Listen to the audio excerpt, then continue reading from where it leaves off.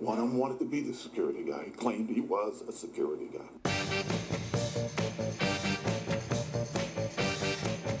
Welcome to another effervescent version of Security Guy Radio with Chuck Harold. Wait a minute. It's Chuck, not a... No, see, Chuck... Chucky? No, Chuck has a chin, Harold, and Paul Bubbles and Squeak No, Bristow. actually, I like Paul Tally-Ho Bristow. That could stick. That's good. Paul Tally-Ho Bristow could stick. Welcome to Security Guy Radio. Mr. Bristow, how was your weekend? Very nice. Very nice. Very nice? Same old thing, sort of thing. Except for that terrible incident you told me about today. Yes, I don't want to talk about that. Okay, we won't talk about that. I won't talk about that. That's made me feel bad. I wish you'd see you reminded me about it again. Well, it's not the thing we talk about on the radio show. Anyway, listen, when's the last time you got pepper sprayed? The Academy, 1972? Actually... or did your wife do it last week, I it was understand? probably about, she wants to. It was probably about 76, I think, 75. And it wasn't pepper spray, it was CS gas. Oh, that makes you vomit. Yeah, it was the real stuff. That's nasty. Yeah, we got that in the Academy. Yeah. So, I mean, I started in police work in 83, and this is when AIDS was just starting. I really didn't know what it was called back then. And do you think that the police departments gave us any protection of any kind? I mean, No. Did you guys get it? No. Well, surely the Brits that invented police work gave you some sort of protection. A truncheon. And I thought of that worked for everything. Well, that's the British way, isn't it? That's right. To beat the Irish into submission, I understand. Didn't even have any handcuffs. No, you just talk people into jail. That's true. Exactly. Yeah. Well, it would have been nice That's to where have... That's where the accent's good. That's right. Even at home, it was good. I mean, your own Useful. accent worked on your own people. Absolutely. Oh, that's very, Yeah. very, very interesting. Well, today we're going to talk about a product that I'm jazzed about. I wish I had this when I was a cop because we didn't have anything. We just kind of winged it, and people would spit on you or vomit on you or piss on you, and that's just the way it goes, and you couldn't do anything about it, and you had to get tested all the time and get your shots. And boy, if this thing was available, it would have been really, really cool, which is one reason I became a motor, by the way, because I had all this. Oh, we got the mask as well. I had the mask, glass down. protection. Yeah, Nobody right. could, you couldn't, you didn't mess with the motors, right? Because Yeah. it looked too scary. So today we got our special guest, Tom Orfanos. He's the CEO of ReadiMask. That's ReadiMask. And you can find them at ReadiMask.com. I want you guys to go look at that right now. This is a product that everybody should have. My neighbors, my friends, my police friends, my safety people. This is really a simple idea, and the simplest ideas are usually the absolute best. Have you seen this thing? You know, I haven't seen it. I'm waiting for it. Okay. Well, the only reason I turned up was today was the hope that it actually didn't work because you're going to get gassed. I'm going to get sprayed at the next break. I'm going to go outside, put the mask on, and they're going to spray me with Tiger Light pepper spray, which, as you know, Yeah, that's good stuff. that's good stuff. That's the best stuff. It's the 97% stop rate. Yeah. So if I come back from the break, Yeah. then we'll know that it actually worked. Tom, welcome to the show. Thank you, Chuck. Thanks, Paul. I'm happy to be here Whoa, with you guys good to see talking you. about it. Now, Tom has a very interesting background. So you originally were a dentist, Yes, then you became a lawyer, correct. and now you're running this company. Now I'm running this company. Tell me how that came to be. Well, back in the late 90s, a group of us saw on the news someone coming out of the first bombing of the World Trade Center holding a handkerchief over their nose and mouth. Oh, I must say, you're from New York City, and this is where the product is based. Correct. I'm from New York City. So we thought immediately that we need to create something so people can get out of a fire. Give them some extra time to get out of a fire, but something practical, portable, and affordable so that everyone could have it. Not the expensive gas masks out on the market that people can't carry with them. So we started the process of trying to create something. We all did it part-time and did a lot of R&D over the years, and we came up with a product that does a lot more than give you extra time to get out of a fire. As you'll see today, it's going to completely filter pepper spray. It works against biologics, radioactive particles, industrial particulates, etc. Okay, particles, particulates, meaning something larger. It's not going to protect us from sarin gas. Correct. Gases will penetrate. Gases, right. But it will give you extra time. So in the example of a fire, it will not filter carbon monoxide. But carbon monoxide takes about 15 to 20 minutes to build up to lethal levels in an active fire. So our mask, and there's different kinds. We have one that comes with an integrated eye shield and one that just covers the nose and the mouth.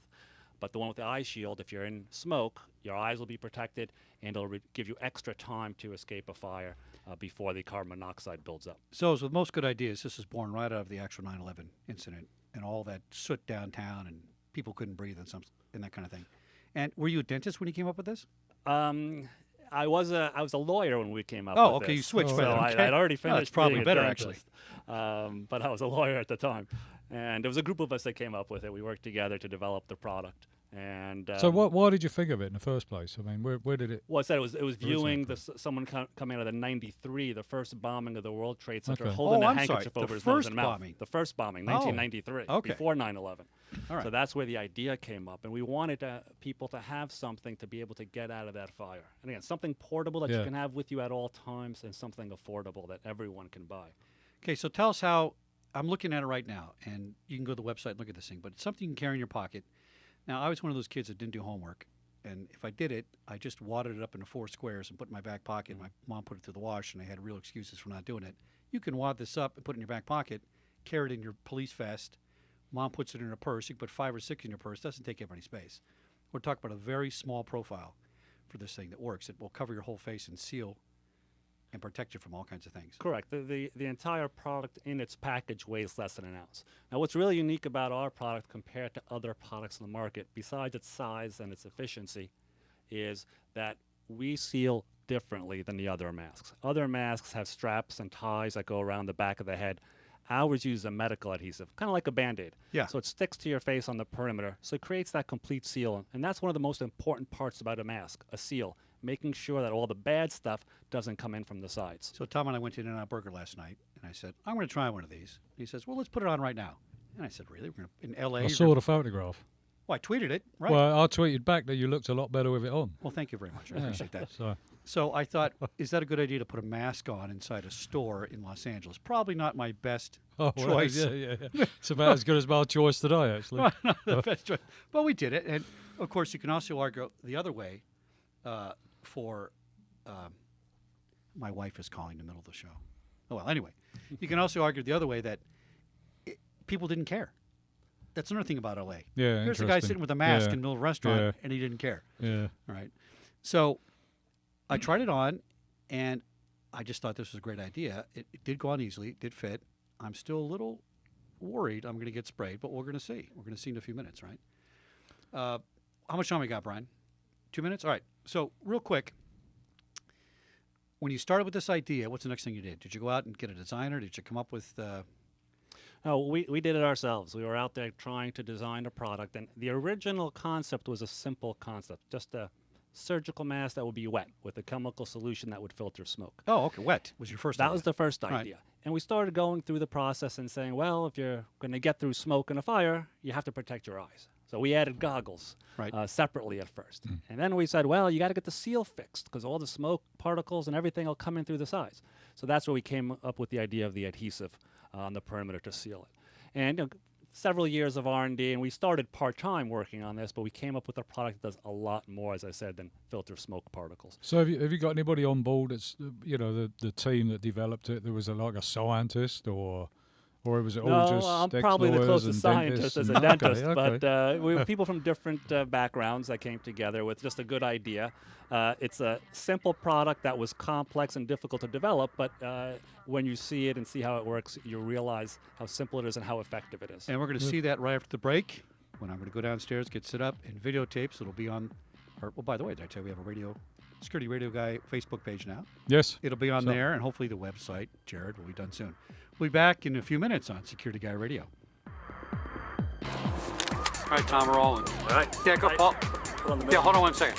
Hold on 1 second, Paul. Go ahead. to the middle of your forehead, so the flaps are down. Just your 2 fingers, start top corner, slide all the way down, under your chin, and seal it there, and seal the tip, the front. Cool. And pull to the side and push up, and do the whole perimeter again. So I got my poncho on. We got the videotape rolling. This will be on the website. This is a little piece of plastic with the mask in front. We're peeling off the adhesive. It's a little square, about 3/4 the size of a notebook paper, I suppose, right? We're going to place the reflective band at the middle of the forehead. We're going to push that down hard and seal it. We're going to take our 2 fingers and we're going to pull the mask straight down across our face and seal this around our face. I got the mask on. Can you hear me? Yeah. You know those masks you get at Home Depot to do yard work and stuff like that? This is much better breathing. It's not as restrictive, and the great news is my face and eyes are covered, so I don't feel at all like I'm going to get anything in my eyes, and there's no fogging, which is kind of cool. Usually those masks fog up. All right, Visibility's good, no fogging, which is really cool. And you can hear. Oh yeah. No, there's no obstruction, unlike the other mask, you get for doing construction work or something. There's no obstruction on this at all. And I feel secure. I feel like it's gonna work. But let me show this to the viewers here. So this is a Tiger Light flashlight and pepper spray, which has a 97% stop rate. This is the real deal. So we're gonna, best one on the market. So I'm a little nervous, but Tom's gonna go ahead and spray me, and we'll see what happens. Ready? All right. You ready? I get. Here we go. I would squeal like a girl. I guess I'm ready. Go ahead. Here we go. Oh boy. I've just been sprayed. There's a little initial feeling. Yeah, you feel like you... No, you feel like you are inhaling something, but I don't think you are. I think it's just a residual smell or something. Oh, I'd be knocked out. I mean, there's no... Tom, I'm impressed. Thanks. No effect. No, Anyone well, else would have been? No, like you said, there's this, like a little taste, like a... I don't know, like you put pepper on your eggs or something, but nothing bad. It works. No, it's a win. No doubt about it. All right, well, back to you, Paul. We're going to take a break, and we'll be back after this. We'll be back in the studio after we get cleaned up. Man, it was unbelievable.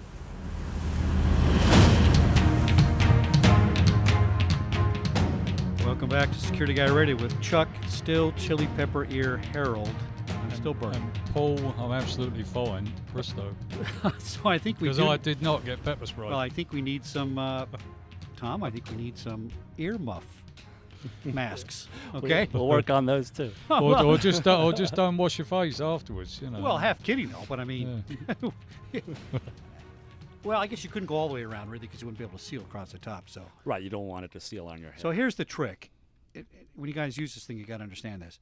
Easy to put on. I double sealed and double pushed it down across. It's like putting a piece of heavy masking tape across your forehead and then pulling it down over your face, right? Well, I think it sounded as though it was going all over the face when you was talking about it, as though it went all over the head. No, it just But, goes across your for forehead. for the listeners, it and just then goes down, kind of right past your eye socket, Yeah. right? And then down around your chin, right? And the thing I found was amazing is it didn't fog up. My motor mask fogged up. My Oakley sunglasses fogged up. Everything fogs up. And why did this not fog up? It's just a really high-performance anti-fog eye shield. It's made by a company that makes products for the military. And in fact, on our website at ReadiMask.com, ready with an I instead of a Y. What's the name of that website again? ReadiMask.com, ReadiMask.com. ReadiMask.com. We have some videos, and we even gone underwater with our mask. And you wouldn't use it underwater, but it demonstrates a few things. One, how good the seal is. No water penetrates the perimeter. No water comes in through the filter media. Oh, hold on. Quality check now. I can jump in the swimming pool with that thing on. I can't breathe through the water, of course. I'm not a mermaid. Correct. But I'm going to get no water penetration through there. No water penetration. That's amazing. If you suck, That's my next test. now, if you suck in real hard, breathe in hard, you'll get some water pulling through. But if you don't, it's not going to penetrate. Again, you wouldn't use it underwater, but it just shows how good the seal is. The second thing is we filmed this in an indoor pool at a hotel in Philadelphia. And when the person comes up out of the water, the eye shield does not fog up. Humid indoor pool in the hotel, and it doesn't fog up. Very high performance anti-fog. My next test will be to dive off a 5-story building, I with a wanna 5-ounce see glass of that. water using the mask. Yeah. The other thing is that, and you probably, when you put it on yourself, and I want to talk about it, is how quickly it goes on. Very quickly. It's a second. Once you've seen how it goes on, it's a second. And as you mentioned before, we mentioned before, there are training videos on our website at ReadiMask.com. That's right. No, there are training videos on there, so you can see how both masks go on, and they go step by step, and it'll help someone understand how. Okay, so here's what the chief of police that's listening to the show is thinking right now. He's thinking, a lot of my guys, although it's 2014 and not 1983, still have those mustaches going on. Some departments outside California, back east, I must say, have goatees, beards. I guess because it's cold. I wouldn't do it, but I'd be an evil chief. I wouldn't let you have a beard. But not going to work with that, correct? It'll work with a mustache and it'll work with a goatee because it'll adhere on the sides of your face and under your chin. As long as not on it your clears the hair area. As long as it clears the mustache and the goatee. Now, if you're wearing, if you have a full beard, there will be some gaps in the seal. However, with an N95 respirator, NIOSH requires that you be clean shaven wearing it. Oh, okay, that's So fair. if you wear any other N95 respirator, the cup-shaped ones, they're going to push out as a whole when you're wearing a beard. And it's my opinion that the seal will be even worse. And most N95s always have gaps. Even when you first put it on, there are gaps at all times. Ours, we think, is the only one that creates a complete seal. That's my impression. I've done a lot of drywalling and construction at the house, and I buy that $50 respirator with the super pink filters and all this stuff, and I still get drywall lung, and it's still Yeah. Right. And it some still of those, gets- but this thing, all I got for sensation was that something was in my face, that I felt like maybe I tasted a little pepper, but I'm thinking that's just You some, sounded fine. yeah, well, I think it's just the oxygen coming through that it has some sort of flavoring, for lack of a better word, but no penetration of anything that hurt my eyes Right. until I took it off again. until you took it off. Yeah, and I also want to say that both masks, the one with the eye shield and the one without, are both certified in Australia and New Zealand as a P2 respirator. It's equivalent to the N95 here. So there's been a lot of testing done on our mask, not only the N95, but we've done bacterial filtration, viral filtration, dry spores, simulated anthrax and mold, FDA tests, many of them, and they're all listed on our website. All the Okay, so I tests had that a we house that had a mold on it, my first underneath it, because after the Northridge earthquake, our sewer line broke, and unbeknownst to us for 2 years, when you flushed, it didn't go down the street. So it was seriously dangerous. I mean, the whole under the house was covered with that. And these guys had to get under there and crawl under there, and, it was a big mess. And I could see something like this, just normal day-to-day housework, cleaning out the garage that you haven't looked at for 2 years or Yeah. something like that, putting in the attic. This is the thing to have, because those regular respirators, I got to say, they don't work. They work pretty good, but then you're bulky. The other thing was impressive is that it's so flush to your face, you're not catching it on anything. Now, for law enforcement application, I got this big mask. I got to talk on radios. I got to do all these things, and my gas mask was always catching on something. Or this is flush, and I could talk to that on my Bluetooth, on the phone, on the radio, with the mask full on, and it was perfectly clear. Okay. Yeah. Do you ever have any problems with adhesive, like allergies, that type of thing? I mean, any issues with that? It's a hypoallergenic adhesive, and we Okay. have not had any reports yet of any kind of allergic reaction. We were at a certified industrial hygiene show in Montreal last year, and a woman came up to us and said, "I get all kinds of rashes from adhesives."